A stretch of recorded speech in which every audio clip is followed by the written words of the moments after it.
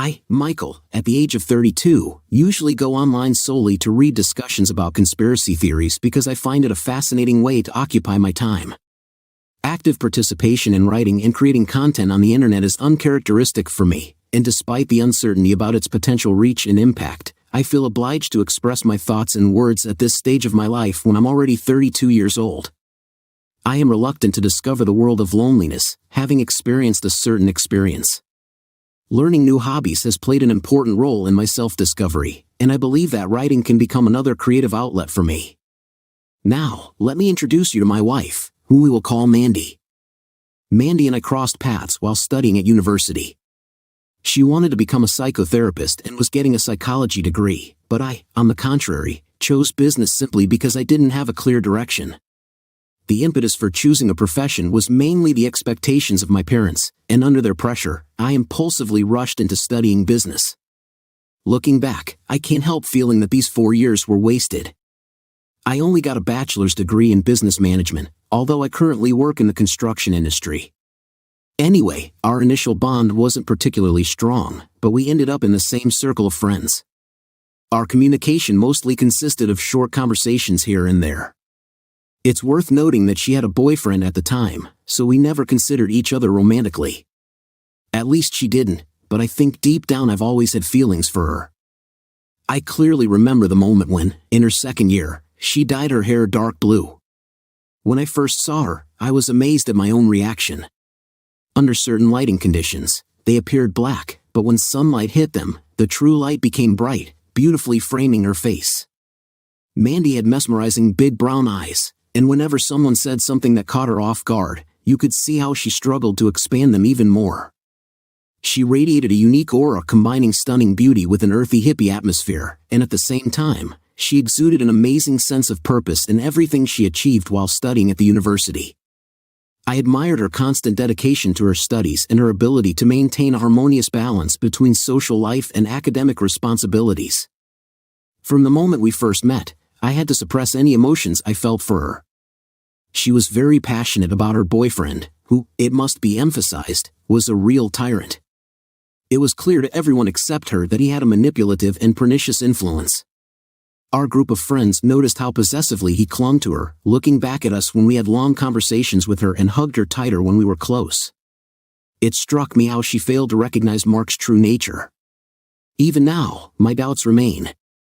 It was clear to even the most inattentive observer that Mark was nothing more than a manipulator and a scoundrel. Despite this, I maintained respect for their relationship and kept an emotional distance. I played the role of a loyal friend, listening to her in moments of lonely experiences and providing any support to lift her mood. It was very difficult to observe the gradual deterioration of her condition, but I understood that the decision to leave should be made only by her. The decision to take action was always hers, despite my countless persuasions. And then one fateful day for Mandy, everything took a dramatic turn. Mark's true face was revealed when he exploded with anger and used physical force on her. It was a shocking and terrifying moment that will forever remain in our memory as it turned out to be the first and, fortunately, the last case of such violence. Having gained strength, Mandy finally found the strength to leave him. The others, driven by righteous anger, secretly developed plans to confront Mark, but Mandy was already tired of all forms of cruelty, and we had no choice but to fulfill her wishes and refrain from further interference. That same evening, Mandy found solace by asking to spend the night at my place. Although I would have gladly agreed to put a blanket on the floor, she insisted that we sleep side by side.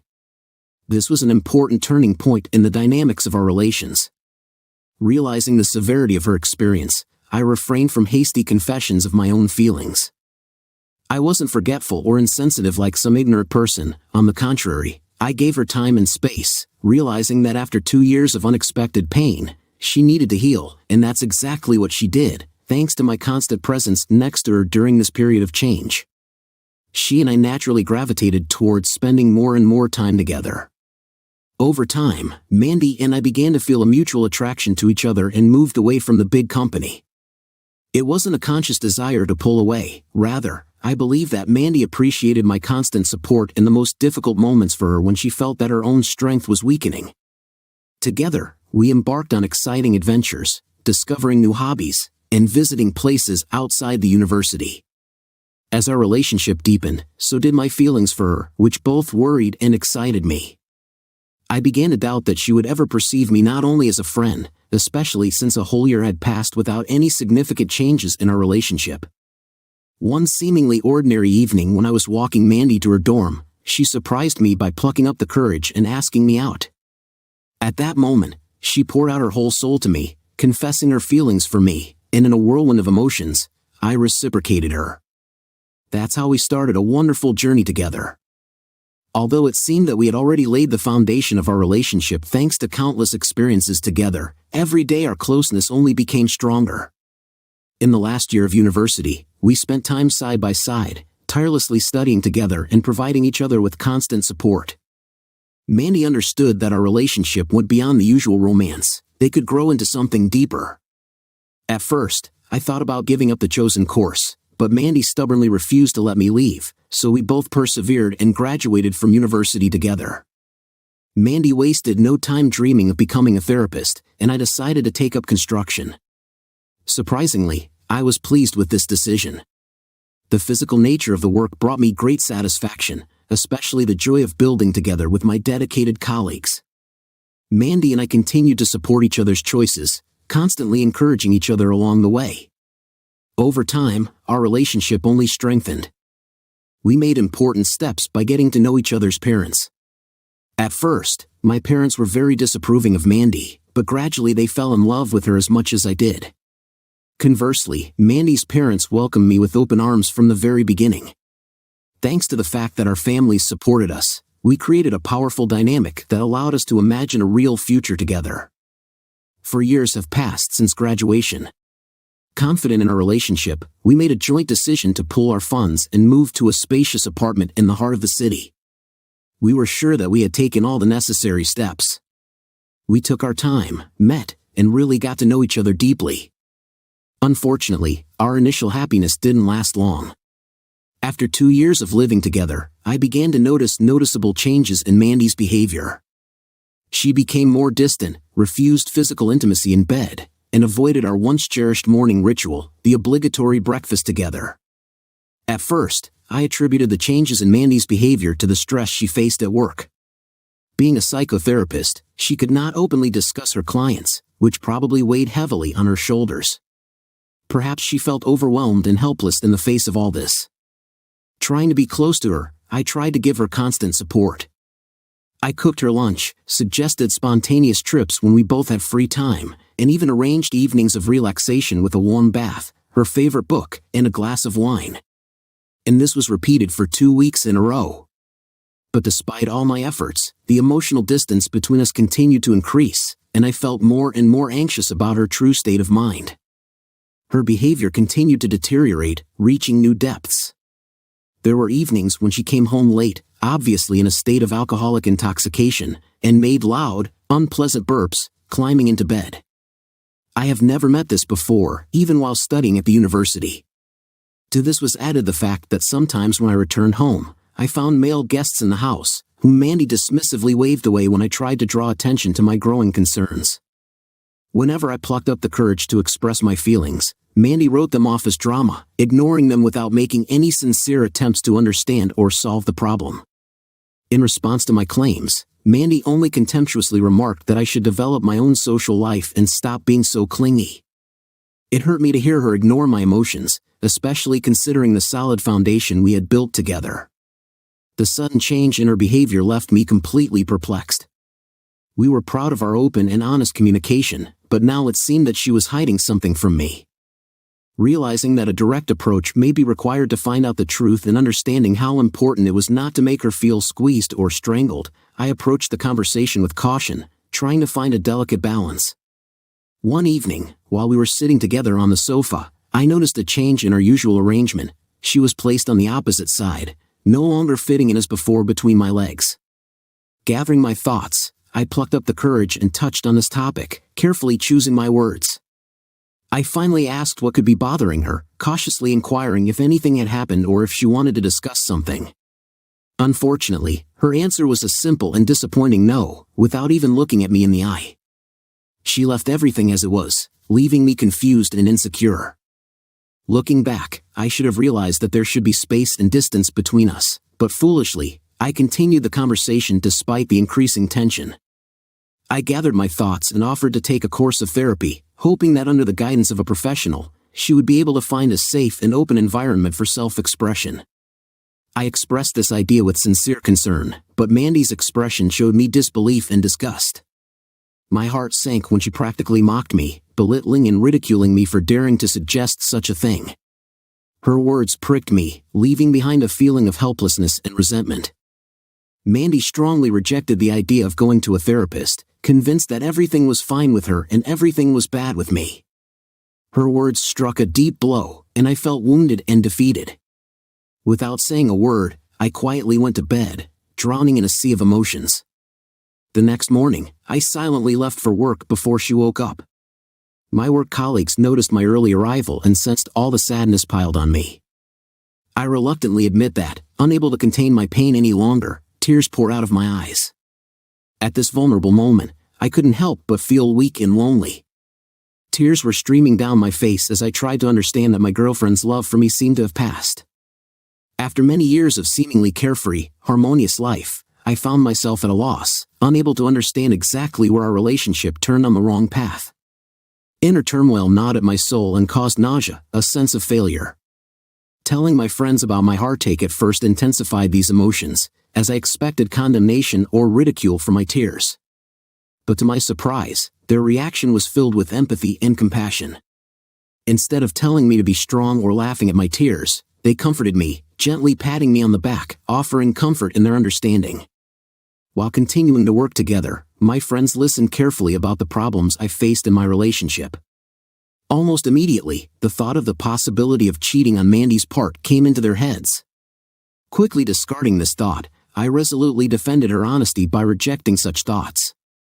Despite the noisy background from the rumbling mechanisms, we managed to delve into this topic and discuss it as best we could. As a result, we agreed to meet and continue the discussion when we have more time and space for a detailed conversation. Having such friendly support gave me a much-needed sense of comfort. That evening, feeling new strength in myself, I returned home and decided to get dressed. After splashing on my favorite perfume and wearing comfortable blue jeans, I got ready to go to a local bar. I felt cheerful when I put a little effort into my appearance. When Mandy asked about my plans, I frankly told her that I was meeting with work colleagues to have a drink. Her reaction seemed indifferent to me, as if she was not interested in my whereabouts. When I approached the bar, to my pleasant surprise, all my colleagues also came. As we sat down, ordered drinks, and started talking, they began to tell their stories, drawing amazing parallels between their experiences with past partners and Mandy's behavior, which I observed. The more they talked, the deeper the feeling of confirmation and understanding penetrated into me. While my colleagues were sharing their stories, anxiety settled in my stomach. I was particularly struck by one story that told about the betrayal of my brother. The parallels between the described behavior and what Mandy demonstrated could not but be alarming. As a result, his brother was broken and sought solace in his parents' house while he slowly recovered. It was supposed to be a wake-up call, a moment of revelation that shook me to the core. But despite more and more evidence, I stubbornly held on to my faith in Mandy. Even though our relationship had its difficulties, I firmly believed that she would never stoop so low. Although I recognized and appreciated the advice that my friends gave me, I still decided not to take into account their statements. As a last attempt to allay my fears, they suggested that I look at Mandy's phone or perhaps study her personal diary, but I was uneasy at the thought that I had invaded her personal life, and I resolutely refused this offer. Although they respected my decision, I felt their sincere concern for my well-being. Despite the complexity of the situation, I do not regret anything because this moment was a turning point in our friendship and strengthened our relationship. Curiosity overcame me day by day, getting stronger every moment. I was constantly fighting the urge to look at her phone when she left it unattended. Mandy was still hiding many details of her life, which only increased my doubts. It seemed to me that it was wrong to invade her personal life, but the temptation became irresistible. One fateful night when she was snoring peacefully next to me, I succumbed to an irresistible temptation and impulsively surrendered to my curiosity. I distinctly remember the rapid beating of my heart, which was pounding in my chest as if it was about to burst. Every 2 minutes, I anxiously returned the phone to its original place, fearing the slightest sign that she had woken up. With trembling hands, I dug through her email, carefully looked through the photo gallery, leaving messages for last. Doubts gnawed at me. I was not sure that I was really ready to reveal some unpleasant secrets. Perhaps I hoped there would be nothing to look for, but what I wanted quickly disappeared when the truth revealed to me shocked me to the depths of my soul. The thought flashed through my mind to check if she had accidentally taken someone else's phone, but alas, it really belonged to her. When I scrolled through her text messages, I found evidence that leaves no room for doubt. As clear as day, I saw irrefutable evidence that Mandy was having intrusive conversations with one of her clients. The realization of this fact hit me like a brick. Waves of nausea swept through my body. Not only did she violate the ethical standards that she was supposed to observe as a therapist, but she also violated the trust and obligations that we shared in our relationship. Overwhelmed with anger, sadness, and disappointment, I turned to her, intending to tell the whole bitter truth. When I looked at her calmly sleeping body, a whirlwind of confusion and rage raged in me. The severity of her betrayal was unimaginable. I couldn't understand how, after everything we had, she could stoop to such baseness, to cheat on me, and not just with someone, but with one of her clients. Disgust seized me when I realized the enormity of her act. It's not that I sided with this guy, moreover, I couldn't cause him any dislike. On the contrary, I felt a deep sense of empathy. I understood that people who turn to a therapist are struggling with their mental health, they are vulnerable and looking for advice. It seemed that she took advantage of his vulnerability, used his trust for her own selfish purposes. Betrayal and a sense of distrust overwhelmed me. How could one person cause such pain to another, especially someone who is responsible for being a therapist? The anger that was boiling in me was replaced by a feeling of disgust. At that moment, I didn't have the strength to feel sorry for myself.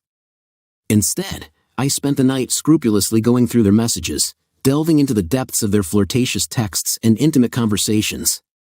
To my horror, it turned out that Mandy was the initiator of most of these correspondences. She sent photos to which he could not respond for a long time and looked desperate and hungry for his attention. It was insulting and painful for me to watch her actions unfold before my eyes. Studying their messages, I realized that it shocks me.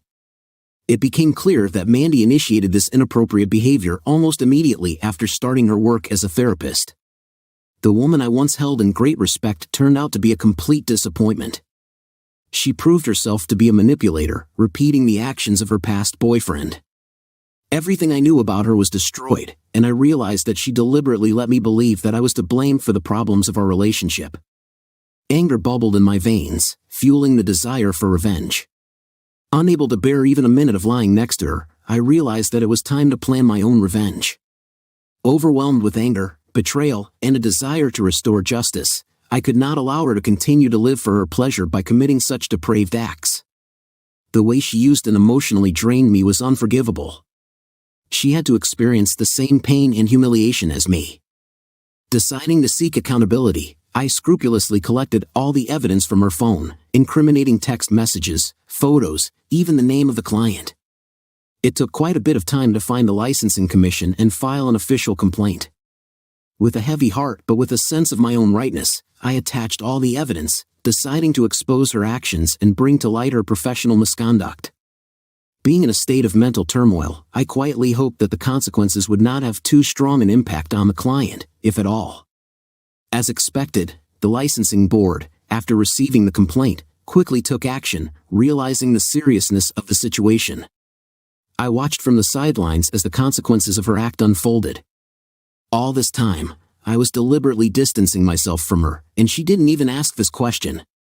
She continued to live as if nothing had happened until one fateful day she returned home in complete horror. The consequences were far-reaching and severe. She not only lost her job but was also deprived of her license. The severity of these consequences hit her like a tidal wave, leaving her devastated and broken. The consequences of her actions were catastrophic and far-reaching. Not only did she lose the opportunity to practice in her current place, but the consequences of her actions spread to the whole world, effectively prohibiting her from looking for work elsewhere in her specialty. In addition to the humiliation, her misdeeds were made public as a warning to others, which destroyed any semblance of privacy we once had. Our family and friends, having learned about the incident, were disappointed and discouraged. As a result of an unexpected turn of events, her parents contacted me, apologized for their daughter's behavior, and expressed their disappointment. They convinced me that despite the circumstances, I would always be a welcome guest in their family. Although my own parents offered me to return home and receive their care and support, I politely declined. I considered myself an adult capable of going through this difficult stage on my own. I was determined to stand on my own 2 feet, not relying on anyone else. Mandy's life has changed dramatically and suddenly, and yet she had the courage to turn to me for help unexpectedly. She confessed her love to me again, claiming that I was all she needed. She insisted that her betrayal was unintentional, attributing it to some incomprehensible forces that possessed her. Now she wanted to visit a therapist, hoping to restore our broken relationship. But I couldn't believe a word she said. I understood that I had become the only remaining support for her, but I could not shake off a feeling of distrust. After Mandy's act became known, those who had previously supported her quickly distanced themselves. Even her parents turned away, severing all ties with their own daughter. I was tired of Mandy's games and no longer wanted to be drawn into her insidious atmosphere. All I wanted was to break free and move on. Considering that only my name was listed in the apartment rental agreement, I made a difficult decision to evict her from my house. She begged and sobbed, begged not to leave her, but her requests were ignored. She even refused to take the suitcases I had prepared with clothes and things for her. At that moment, I was visited by pity, but in the end, I realized that it was necessary to put my own well-being first and get rid of these toxic relationships. Although a note of regret flashed through me, I understood that my own well-being was of paramount importance. With a heavy heart, I had to resort to the help of the security of the complex to get Mandy out of the house. When she was being taken out, I told her that her things would be waiting for her downstairs. That was the end of my personal communication with Mandy. In the following months, she tried to get in touch, seeking reconciliation, but I deliberately decided to ignore her attempts. Fortunately, I found solace in the support of my understanding and sympathetic colleagues. They never uttered the words "I told you so." Instead, I knew that they were ready to support me unconditionally during this difficult time. The last I heard, Mandy was having trouble shuttling between motels and homeless shelters. She managed to get a job at a fast food restaurant, but in modern society, it takes much more to fully support oneself. I often wondered if I had done the right thing by taking revenge or if I could have handled it differently. But I have to constantly remind myself that I didn't force Mandy to cheat. I didn't force her into an inappropriate relationship with a client. Ultimately, only she was responsible for her choice. It's true that Mandy could have cheated on someone else and potentially kept her job. Despite the fact that I had to make a difficult decision, I think it was the right thing to do since I gave preference to my own well-being. And although my actions may not have been dictated solely by moral considerations, their consequences are obvious. Parents and friends have distanced themselves from her. I hope this will serve as a valuable lesson for her in the future. And although I don't hate her, I just don't want to participate in her life anymore. Unfortunately, I cannot provide information about the client with whom she engaged, as I did not maintain any close ties with him. All I have is his name, so I have little information about his current situation. Despite my attempts to gather information about the client, I was unable to find anything. I sincerely hope that he received the necessary help and support, no matter what he went through. That's all I can offer regarding his situation. As for me, in general, life has improved significantly. I give priority to self-care and maintain relationships with family and friends. I will never fall in love again because I understand that not all women are the same, but I can say with confidence that I will no longer tolerate relationships in which trust is violated or my well-being is jeopardized. A valuable lesson is that when a person shows who he really is, it is necessary to believe him. This story highlights how important it is to listen to these signs. It's been 5 years since I've seen Mandy, but recently I accidentally met her in the parking lot near the supermarket. Mandy was not alone but with a little girl about 3 years old.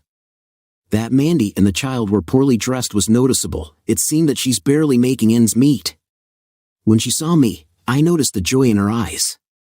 While we were talking about life, the girl several times told her mother, who was Mandy, that she wanted to eat, and looking at Mandy's reaction, my chest started to prickle.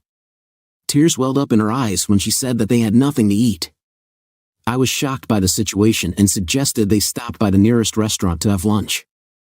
The little girl started clapping her hands with joy. While we were having lunch, Mandy told me that she had been in contact with a terrible man who had abandoned her while she was pregnant and was hiding to avoid paying alimony. I also found out that she lives with the child in a homeless shelter and works as a cleaner in a restaurant.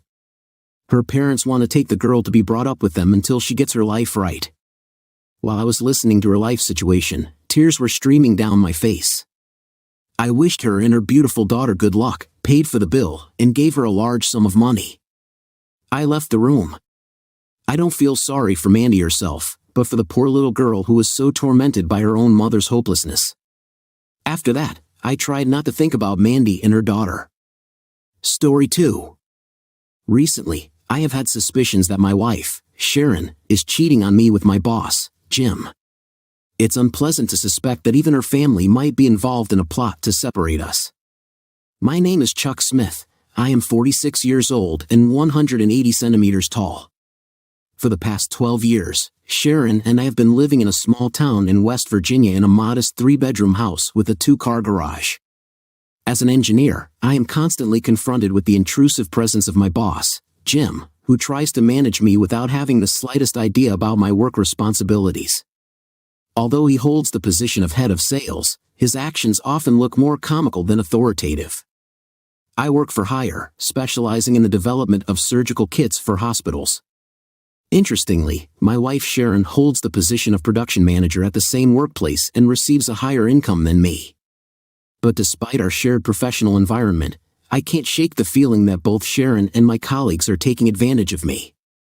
It seems that they do not pay attention to my feelings and general well-being. Recently, I have had suspicions that my wife may be unfaithful. Although our intimacy happens 3 or 4 times a week, it is never particularly exciting or adventurous. Sharon is an attractive woman who prefers routine and is not afraid to try something new, but for a year now, she has not shown me even the simplest affection, for example, a kiss. I know that her family is taking part in the discussion on how to end our relationship since we have no children, only she and I have to navigate these uncertain conditions. The frequent visits of Sharon's mother and sister were accompanied by trips to bars, which made me feel anxious. From the very beginning, our marriage was viewed with skepticism, as I was told that my intentions were solely aimed at obtaining Sharon's financial assets. In connection with these suspicions, I was asked to sign a marriage contract, which I willingly did. It stipulated that in case of infidelity, the guilty party leaves the marriage only with the property that she brought. I want to emphasize that I have never even had the thought of Sharon's infidelity. Moreover, I have reached an important stage in my professional activity, being on the verge of obtaining a patent for specialized surgical instruments, the cost of which can be estimated in millions. It is worth noting that when I first conceived this idea, the company I work for did not show any interest in partnering or supporting this endeavor. Despite my passion and dedication to the project, I faced obstacles in my workplace. The company categorically forbade me to work on my invention during working hours, threatening otherwise with dismissal. Deciding to continue working, I equipped a workplace in my home basement, which allowed me to devote time to the project outside of school hours. But about 2 months ago, I made a shocking discovery: video recording cameras were installed unnoticed in my work area without my knowledge. It seemed that my wife Sharon was the only person who knew about the progress of my work. To confirm my suspicions, I purchased several inexpensive video cameras. To my horror, it turned out on the recordings that my wife was talking on the phone with my boss, Jim. Although I could only hear her version of the conversation, it became painfully clear that they had been having an affair for over a year. I realized with horror that there was a conspiracy to steal my ideas. Among the evidence I have are recordings of my wife Sharon's conversations with her mother Jean and sister Joan. These conversations were conducted on speakerphone, which allowed me to hear all their discussions. To my horror, they openly said that they planned to kick me out of our marriage and take my hard-earned money, or even worse, subject me to extreme humiliation. Feeling overwhelmed by these revelations, I decided to find solace in the company of my old army buddy named Tom. Although our roles during the service did not differ significantly, I was a heavy equipment operator, and he was a mechanic. I always found solace in discussing all my problems with him. Having the incriminating notes with me, I hoped that Tom would be able to provide me with valuable help and support. Tom, my loyal army buddy, offered me a valuable solution: to move my things to his garage and focus on creating seemingly useless creations for now. Following his advice, I quietly transferred my original developments to another computer, replacing them with ordinary content on the old computer, while keeping the same file names. I tried not to arouse Jim's suspicions. In addition, I acquired more advanced cameras and recording devices, which allowed me to gather additional information about their insidious plan. I placed these devices in key places around the house: bedrooms, kitchen, and living room. The day after the cameras were installed, I filmed Sharon and Jim engaging in intimate activity in our own bed. This was a stark contrast to Sharon's disinterest in intimacy with me, as she looked very enthusiastic and pleased with Jim's actions. Their conversation revolved around me and their plans for the future when my ideas would be ready for sale. I am at a loss as to what I could have done to cause such deep hostility towards me. The way Sharon talks about me reflects a complete disregard for our marital ties, reducing me not to a partner but to a simple employee. It is unpleasant to realize that she feels sincere contempt for me, considering me solely as a means to introduce ideas and perform household duties, and not as a value in our connection as a married couple. I have finished working on my ideas, but I want to give the impression that I will finish them only after a 2-week camping vacation. Jim informed the owners of the company that my ideas had no value and resulted in expenses for the company, so the company will not be able to apply for my job at this time. Jim flies out on a business trip where he plans to sell my ideas while undermining my value. In addition, Jim has engaged in inappropriate relationships with my sister-in-law, Jean, and mother-in-law, Joan, and apparently, Sharon is also involved in this. It seems that they all adhere to a bisexual orientation. If it wasn't for their hostility towards me, I might have been inclined to join them. Watching them, I felt a strong excitement which led me to self-satisfaction. I intend to distribute videos of their actions to people in their church and family circle. It will be interesting to see how often Joan will attend religious services after this is done. In Jim's absence, Sharon decided to have an intimate relationship with me. She introduced herself to me as a person with low moral qualities, and I thought about accepting her offer, but still, I refused, citing my health. Then she tried to remember our previous meetings, but to no avail. I reminded her that it was she who did not want such communication. I told her that I would sleep in the spare bedroom so as not to put her at risk of getting sick. The company I work for tends to support Jim, not me, so getting fired from there won't bother me. I decided to withdraw my savings from 401k and open a new retirement account with another company. I applied for a month's leave, hoping that Jim might not guarantee me a position upon my return. I mentioned that I was going camping for a couple of weeks and that I had some personal stuff to do. I started taking my things out of the house, including tools, hunting and fishing supplies, as well as camping equipment. Sharon seemed to pay attention to this, noting that it was high time for me to put my things in order. It's worth noting that Sharon has never shown interest in activities like hiking or anything else I wanted to do. Sometimes I wonder why she married me at all. Fortunately, in a neighboring town, I found a small house that can be rented for a month. It will be convenient for me to work on my projects in it. In addition, the house has a garage for 2 cars, so even if they drive by, they won't suspect that I live there. As for Cindy, the HR manager, and Sharon, they are not concerned about discussing my 401k, as they have a strained relationship. Sharon and I run separate checking and savings accounts, and it was her idea. I have a 6-year-old pickup truck with a 4X four-wheel formula, and she recently purchased a brand new BMW. Until now, I am fully responsible for covering all expenses related to the house, including phone bills, electricity, cable TV, and garbage collection. I also made credit card payments, but without her knowledge. I transferred all these bills to her name and deliberately stopped paying them starting last month. Tom suggested that I make a to-do list and gradually mark the completed tasks. As part of this process, I have already cleaned my closet and the chest of drawers where my clothes were stored. It's been quite a while since Sharon stopped washing my clothes. she never considered joining my camping trips, constantly asserting her superiority over me. Despite informing her about the planned 2-week hike, she showed a complete lack of interest. Instead, she casually mentioned that she, her mother, and sister were going to a bar. When I got home, I saw that she had already left, completely oblivious to my absence and the lack of conversation with her. In response, I quickly collected the remaining things that belonged to me, carefully searched the house for what I wanted to take, disassembled the bed in the spare room, selected a chest of drawers, and gathered some photos. Although there was nothing of value there, I closed the door behind me and got into my truck without looking back. Important note, I have successfully obtained the patent I was working on. In the first week, I managed to sell the kits for $5 million. But Jim immediately called and said that I was fired, stressing that he had warned me in advance about the consequences. Now he had to explain why new kits were not developed, why our customers did not place new orders, and why the expected new kits did not exist at all. To top it all off, I sent letters to our competitors in which I divulged this information. For the next 3 weeks, I anxiously watched my phone for messages. Eventually, she texted me, asking when I would be coming home. Neglecting my duties, I did not mow the lawn, knowing full well that she does not care about such issues. I still have the notes I made with her, Jim, her mother, and sister. Each entry was marked with her name on a piece of paper. The first entry contained a message in which I told about my plans for my money. I also mentioned that copies of these recordings would be sent to her work colleagues, friends from the church, and family members.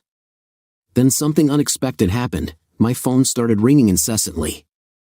She called me every 5 minutes, as well as Jim, Jean, and Joan. She found the records and only now realized that I left 3 weeks ago. In response, I began to send copies of all the records by mail, focusing on our workplace. I made sure that our friends and members of the church received copies of the recordings by posting them on various internet sites and specifying the appropriate site names. After that, I smashed my phone and enjoyed the chaos reigning around. In addition, I sent a recording of Jim firing me to the company as proof of his actions. As a result, both Jim and Sharon were fired from their positions. With the funds received from the sale of the kits, I acquired a partial stake in one of our competitors. I had a relationship with Perry, the owner of the company, and I knew how he treated his employees. His company was more like a friendly family business than an overly aggressive approach. I expressed to Perry my doubts about the possible impact on the city and emphasized the outstanding abilities of most of its employees. He was aware of my intentions and the opportunity to purchase equipment and a factory at a reduced price. As part of my efforts, I helped hire several design engineers for Perry and personally train them to create kits that would meet the needs and preferences of hospitals. I also instructed them on how to provide excellent customer service. About a week after the factory reopened under Perry's leadership, Jim unexpectedly came for an interview. During the interview, he said that his merit was that the old company remained afloat and put in a good word for Sharon. Jim seemed to think that he and Sharon could just take matters into their own hands, but it was time for revenge. Unfortunately, we live in a world where marriages and divorces are so common, and I can't understand why people prefer to cheat on their spouses. After I made the decision to file for divorce, Sharon came with the expectation that she would soon receive financial benefits from the new company. She was furious that I had shifted all the house bills to her. When the meeting started, I decided not to participate in it. I watched from another room as my lawyer was ready. The first thing he did was put the seal on, and then he pressed the play button. It showed how they were all engaged in intimate activities, saying how they were going to take my money and also that they should humiliate me by laughing at me all the time. I gave my lawyer a written power of attorney to handle the cases related to my divorce and told them that in 2 weeks I would check on them without letting them know where I was. On Monday morning, Sharon was handed divorce papers in connection with adultery. Under the threat of exposure in the media and a possible trial, she reluctantly signed the divorce papers. Signing the documents, she noted that she would soon earn well again. Although I wanted to sue Jim for alienation of affection, I found out that this is not allowed in Massachusetts, possibly due to the fact that many state politicians have faced similar lawsuits. Anyway, as part of my agreement with the new owners of the company, poor Jim and his associates lost their jobs, and all his possessions disappeared. Sharon found herself in a difficult financial situation, owing more than she had in her bank account. Numerous creditors began to pursue her, her car was confiscated, utilities were shut down, leaving them without electricity and water. Property taxes became unaffordable, and both mortgages expired. In addition, her parents' house was seriously damaged, and they were forced to use rented cars. It hurt me to think about the many problems they faced. When the situation worsened, Jim had no choice but to move in with Sharon's parents, as his own property was also vandalized. He even had to ask her parents for a rental car. All of them were forced to live in makeshift fortresses made of boxes. Sharon's lawyers made a serious mistake by trying to delay the divorce process. As a result, the case attracted considerable public attention, especially when explicit videos of their intimate relationship appeared on the internet. The audio recordings revealed the extent of their affair and revealed that her entire family knew about it and even encouraged it. Shockingly, it turned out that the whole family conspired to publicly humiliate and ruin me, intending to confiscate my property and express disdain for the middle class. Convincing video and audio evidence emerged of how our family bribed politicians and corrupt officials, persecuting those who stood up for honesty and decency. I made sure that the incriminating evidence was posted on numerous sites known for hosting such content. As a result, the divorce case was successfully completed. However, the judge who was assigned to conduct the case was forced to recuse himself after he was exposed as one of the corrupt officials bribed. On the day when the divorce was finalized, the company organized a day of gratitude to employees and a grand opening of the store. To the surprise of Sharon, her sisters, mother, and Jim, they came to the event with the expectation that they would just take everything into their own hands. I arranged for them to be seated at the first table during the event. Perry introduced me as the organizer of all the successes achieved. In a fit of anger, Sharon rushed to me, hurling insults and exclaiming, "You bastard, you're a sandbag." All attention was focused on us, everyone was listening attentively. I explained to Sharon that my presence at the divorce proceedings was completely optional since she was given the right to choose. It is important that everyone present knows the truth, so selected recordings were played on the big TV screen, on which explicit parts of the body were obscured and some fragments of the conversation were cut out. In response to Jim's threat to bring the old owners to court against me, saying that I sabotaged the company's work, I played a recording of his dismissal. The recording was clearly dated and provided indisputable proof of his actions. To further strengthen my position, I introduced 2 new design engineers and asked them to confirm who designed the new kits. Their response was a convincing confirmation that it was my experience in development that led to the successful creation of the new kits. I had a preliminary conversation with the previous owners and offered to return to the company but with a well-deserved salary increase. But they rejected my offer, and I have a record of our conversation. Moreover, I have a memo signed by Jim, which clearly states that the special tools I have been working on belong exclusively to me and are not related to the company's projects.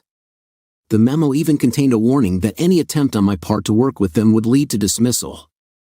This documentary evidence left them without weighty arguments, and they were well aware of their weak position. By supporting Jim against me, they were defeated. As a result, all employees of the new company received a salary increase and improved preferential packages. This was done only for those employees with whom I had a relationship and who, in my opinion, deserved recognition and promotion. Hard-working employees who have shown their competence in work have received a well-deserved promotion. Taking Cindy aside, I tried to protect her from the problems associated with my ex. I asked her to let me know immediately if she had any problems and promised that she could tell me everything without fear. I understood the manipulative nature of my ex and emphasized that her reliability in my eyes remains unshakable.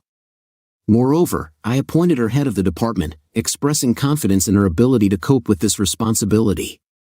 I encouraged her to seek clarification in case of any questions, assuring her that she should not hesitate to ask for help.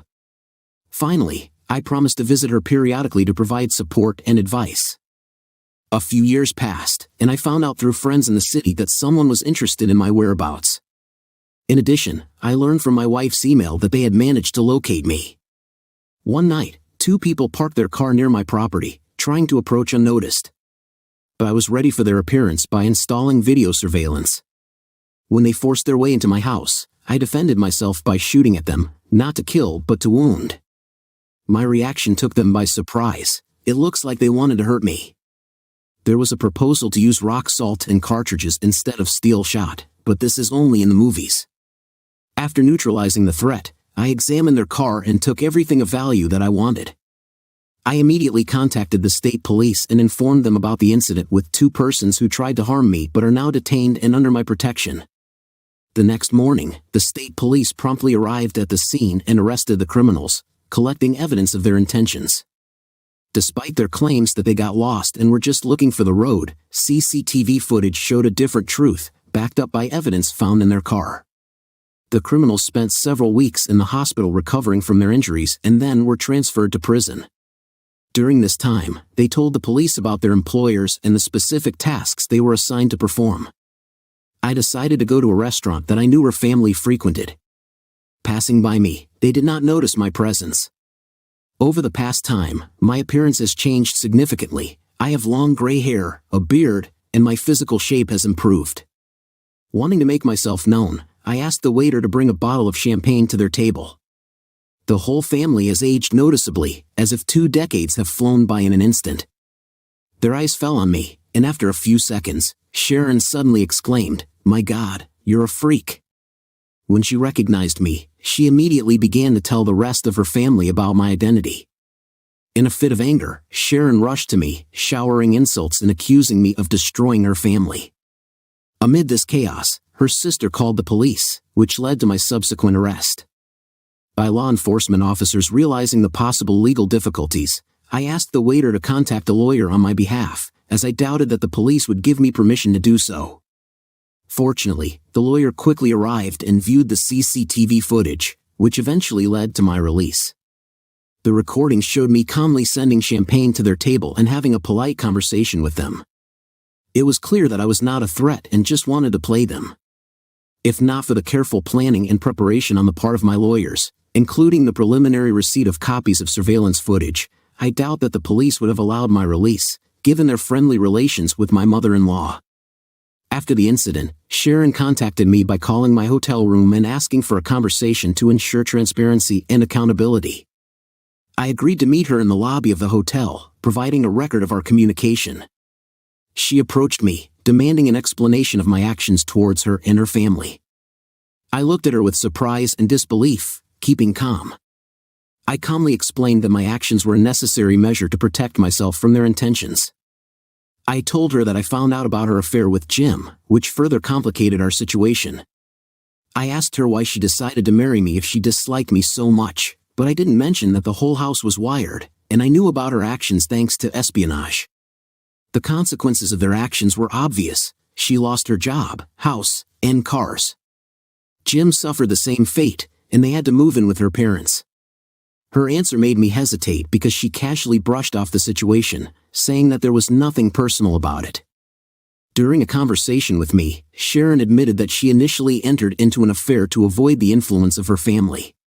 But she admitted that it gives her pleasure to manipulate me and use my actions for her own entertainment. She said that they enjoyed the idea that after Jim, I would communicate with her. Perplexed, I asked why she didn't just file for divorce when she first met Jim.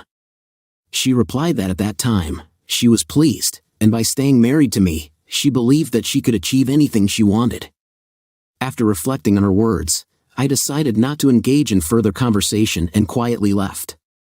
The next day, I decided to leave, freed from the toxic environment and enjoying the fact that I turned their lives around financially, emotionally, and socially. For me, this outcome was much more pleasant than revenge with violence. I will constantly live in their thoughts. Story 3. My name is Dave, and my wife is Olivia. We have been happily married for several years. As a purchasing manager, I devoted myself to work, while Olivia pursued her career as a banker. But amid the seeming normality of our life, one unpleasant truth has emerged. Olivia had a tendency to leave her belongings scattered around the house, often out of place and forgotten. "Have you seen my comb, or where are my earrings?" became the usual questions that she often asked. It seems that Olivia is used to counting on me to keep an eye on her many things, perhaps believing that I will always come to the rescue if she loses something. In the early years of our marriage, I made the mistake of cleaning up after her and taking the blame for losing things. But soon, I realized that my attempts to be useful were useless, and I switched to a new approach, to leave her things untouched. This decision was dictated by the desire to avoid possible accusations and misunderstandings. One morning, walking through the house, I noticed Olivia's purse abandoned at the top of the stairs. Considering this as another example of her carelessness, I made a conscious choice to leave it untouched. With this decision, I went down to the kitchen and started cooking breakfast, trying to maintain a sense of normality amid the growing tension in our relationship. Olivia is used to staying in bed until I make a cup of fresh Vietnamese Sang Tao coffee and preheat bread in the oven. While enjoying the aroma of coffee, I was startled by an unexpected scream, followed by a series of ominous sounds, crashing, knocking, and heart-rending moans of pain. I immediately realized that Olivia had fallen down the stairs. Worried about her well-being, I rushed to her. Fortunately, it turned out that she didn't suffer any fractures. A doctor who examined her at a local hospital recommended a routine checkup on Monday morning to make sure there were no hidden injuries. With a sigh of relief, we returned home in the afternoon. This incident cast a shadow over our weekend, forcing us to spend them in quiet reflection. After taking painkillers, Olivia spent most of her time in bed, having long conversations with her mother and numerous friends on her mobile phone. According to my information, she also indulged in superficial communication on the internet, and my role seems to have turned into that of a butler or a nurse, providing for her needs during the recovery period. On Sunday morning, Olivia went out into the garden to get some fresh air. Unfortunately, the weather was not very pleasant, and she quickly returned to the house. Left alone, I took up autumn chores, pruning bushes and cleaning fallen leaves. By the will of fate, our neighbor Jacob, an experienced builder by profession, lived nearby. We were both doing the same thing, and when Olivia came into the house, Jacob stopped his work and walked up to the garden wall, clearly wanting to talk to me. "Hi, Dave," he greeted. "I saw your wife this morning. Is she all right?" "She'll be fine," I replied. "How did it happen?" "Well, she put all the blame on me," I confessed. "She said that it was I who didn't put away her lying purse on the stairs, and because of that, she fell." Jacob seemed shocked. "Wow, did she really say that?" he asked. "Yes," I confirmed. "Regardless, I believe she has learned her lesson." Jacob still looked a little puzzled. He noticed. "I must say that you are showing understanding given the current situation. If Olivia needs someone to lean on, Marjorie can be very reserved." After that, Jacob continued gardening, leaving me slightly perplexed. Although Jacob's wife, Marjorie, was a pleasant woman, I found it curious that he felt it necessary to assure me of her prudence. Perhaps he was concerned about the local gossip surrounding Olivia's accident. On Monday morning, I took Olivia to the hospital and waited for her to be examined. I contacted my boss and informed him that I would be a little late. Olivia's admission to the hospital took longer than expected, as she was interviewed individually due to the fact that domestic violence could have been involved in her injuries. It's better to be safe than sorry. In the end, I took Olivia to the bank where she works as a loan specialist and got to my office closer to morning. My work schedule as a purchasing manager assumes some flexibility, and I have my own separate room. Not because I occupy any special position, but the main reason I have a separate office is to ensure complete confidentiality during meetings with suppliers and colleagues. Shortly after I took my office that morning, Olivia's friends and colleagues started calling me. The privacy of one's own space turned out to be very useful in this situation. It became obvious that they all doubted Olivia's explanation that she had fallen down the stairs. All the callers, women, did not believe in Olivia's clumsiness, asked me to calm them down, and even threatened. Despite my convictions of innocence, they remained firm in their opinion. Olivia's closest friend at the bank expressed the hope that despite the fact that I agreed with the story about her black eye, I would exercise restraint if I had a desire to get angry with Olivia. Later in the afternoon, the news of Olivia's injury apparently got to our office, most likely through Amelia's husband, George, who was her colleague. Anyway, our boss, Jimmy, came to visit me. Jimmy and I have always maintained a positive working relationship and have been open with each other, but when he asked if I needed a vacation to solve possible domestic problems, I was caught off guard. When I hesitated with an answer, he continued, offering to see a psychologist or undergo treatment for anger to help resolve the situation. It became clear to me that the more I denied my wrongness, the less confidence my words aroused. Trying to mitigate the situation, I just began to assure him that everything was fine and insisted that there was no need to escalate into a serious incident. By the end of the day, I was tired of stubbornly defending my innocence. When I came home in the evening and was met by our neighbor, Steve, who told me that kicking my wife is not the best way to get revenge, I just replied, "You're absolutely right, Steve," as I continued down the path to our front door and prepared to unlock it. His words wouldn't leave my mind. What exactly was he hinting at? Maybe he was mistaken about what happened and made a false conclusion. If it were so, it would be easier for him to say that kicking his wife is completely unacceptable. It would be clear and straightforward. But why did he think I wanted revenge? Maybe Steve decided that Olivia had caused some damage to our property, for example, a car or my favorite shirt.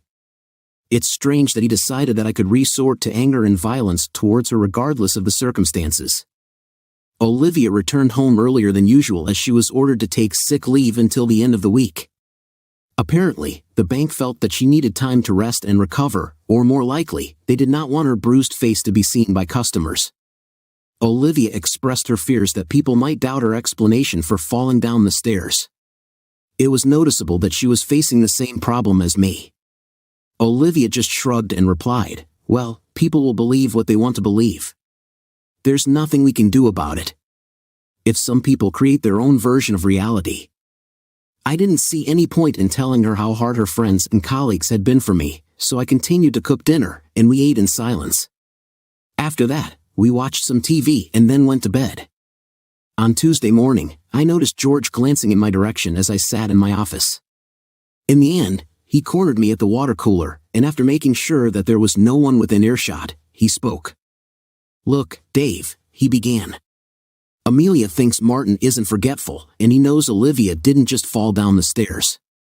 George told Amelia that he regretted contacting Olivia and thought it was better for him to distance himself from her so as not to complicate the relationship." I was completely overwhelmed by this revelation. It was amazing. I must have stared at George for a long time in disbelief because I didn't say a word. Sensing my stunned silence, George hurriedly continued. "I know it's a lot to ask, Dave, but please think about it. After all, he has a wife and children." He turned away, leaving me standing there as it should be, without words. George took my silence as a refusal to enter into a conversation on this topic. In fact, I was completely shocked by his revelation. Sitting in my office afterwards, I tried to make sense of what George had told me. The only Martin that came to my mind was Martin Locke, Olivia's boss at the bank. I talked to Martin and his wife Vanessa, who had unprecedented strength during last year's annual party for employees. If George's statement was true, then it suggested that Olivia was connected to Martin in a more personal capacity than their professional relationship. Given that the information came from Amelia, Olivia's closest friend at the bank, it seemed extremely unlikely that this was a misunderstanding. I was overcome by a feeling of numbness, but I understood that it was necessary to understand what was happening. Deciding to go home and discuss the situation with my wife, I asked Jimmy for a day off. Given Jimmy's lack of surprise, he most likely believed that his assessment of the circumstances was correct, and I did nothing to change this opinion. Driving up to the house, I noticed a silver Lexus parked at our entrance. I decided to park the car around the corner and walk to our house, curious about who might be visiting Olivia and whether we would have to postpone our heart-to-heart conversation. As I approached the house, I noticed that the garage door was open. With a sense of anticipation, I entered the garage and headed for the kitchen, half expecting to find Olivia and her friend there over a cup of coffee. To my surprise, the kitchen was empty, but I could clearly hear a man's voice coming from the living room. It suddenly dawned on me that Martin had chosen this time for his intimate conversation with Olivia, not knowing that I was not at work. Remembering the previous communication with the neighbors, I realized that Martin most likely often visited our house when I was not at home. Standing in silence in the hallway, I heard him say, "I'm sorry, but I have to hurry, dear. I'd love to stay and keep you company, but I have a meeting this afternoon that I can't reschedule. Are you sure you're going to be okay?" I'm glad we settled everything, but I still find it hard to believe that you really fell down the stairs." Olivia reassured him, her voice full of conviction. "You're very caring, Martin, but I've said it before and I'll say it again." She paused for a moment before continuing, "I tripped over my purse. Dave would never have raised a hand against me, and if he had, I wouldn't have tolerated it. So, Martin, please don't worry. I'll see you Thursday night as we usually do. Now, go." After listening to Olivia's confident answer, I quietly withdrew through the kitchen and left the house through the back door, finding solace in our garden behind the garage. I struggled with nausea and anger caused by Olivia's apparent betrayal. On Thursday evenings, I usually go bowling and have lunch with work colleagues, returning home around 11 p.m. Observing the close communication between Olivia and Martin, I realized that they had become closer while I remained completely unaware of their actions. I understood that if I turned to them right away, it would most likely lead to a direct denial, which means it would arouse their growing suspicions. Given the deep resentment I felt, I had no desire to prolong my participation in this marriage longer than necessary. It became clear to me that if I want to put an end to this situation, it is necessary to have irrefutable evidence. When the rudiments of a plan appeared in my head, I realized that I could use the next day or so to carefully work out the details and implement my strategy. After making sure that Martin had left, I returned to the car along the secluded alley behind our house, trying not to catch Olivia's eye. It is unpleasant to understand how cleverly a person can deceive his spouse when faced with the fact of his infidelity. After lunch, I decided to take a walk under the warm autumn sun and returned home at the usual time. To my surprise, Olivia cooked one of my favorite Spanish dishes, chicken with saffron rice. Was there a sense of guilt in her actions? I couldn't be sure, but I didn't have the slightest desire to throw away good food. Despite the fact that it was a weekday, I decided to uncork a bottle of exquisite Spanish dry white wine to complement our meal. "Are we celebrating something, Dave?" Olivia asked. I answered somewhat ambiguously, "In a way, important events are taking place at work, and I think I may be on the verge of solving a difficult issue." I preferred not to specify that these two issues are not related in any way. Olivia, on the contrary, decided to use her day off by devoting Wednesday to household chores, but given the obvious discoloration of her face, which showed an intriguing mixture of black and yellow from bruises, she did not want to buy groceries. When I offered to take over all the shopping for the rest of the week, Olivia seemed pleased. "On Wednesday and Thursday, I will have enough time to make changes to our bank accounts and credit cards," I thought. Thursday afternoon seemed to drag on indefinitely, but eventually, it was time to leave the office. My colleagues on the bowling team were surprised when I decided to take my leave after we arrived at the bowling alley, but it was not difficult to find a replacement. Instead of me, there were a lot of enthusiastic players on the court, and there was no doubt that my replacement would show better results than I usually do. After I drove to Martin and Vanessa's house, parking the car on the next street around 7 o'clock, Martin left the house, got into his silver Lexus, and drove away. I decided to wait another half hour and then drive a short distance to their house. Getting out of the car, I went to the front door. Vanessa, of course, was surprised by my appearance. Although I didn't have a deep connection with her, she seemed to me one of those caring, strong maternal figures we talked about at the staff party. I decided to take a chance, believing that she would be sympathetic to this, given that Martin must have informed her about the alleged accident with Olivia when she fell down the stairs. Having come up with a plan, I turned to Vanessa and came up with a story that Olivia suddenly had an emergency related to a women's issue. I explained that I had not been able to contact any of Olivia's friends to help solve the problem. Could Vanessa come by to see if she can offer any help? Without hesitation, Vanessa took her coat and bag, and we set off on the way. I calculated that before Vanessa and I arrived, Olivia and Martin had about an hour to go about their business. Interestingly, Vanessa didn't notice Martin's silver Lexus parked unnoticed down the street. As soon as I unlocked the front door and entered, it became clear that my calculations were correct. The sounds of moaning and groaning coming from the living room immediately attracted Vanessa's attention, and an expression of deep concern appeared on her face. It seemed to Vanessa that Olivia was experiencing suffering or pain. Pushing Vanessa towards the living room, I left the front door slightly ajar, waiting for Martin to leave.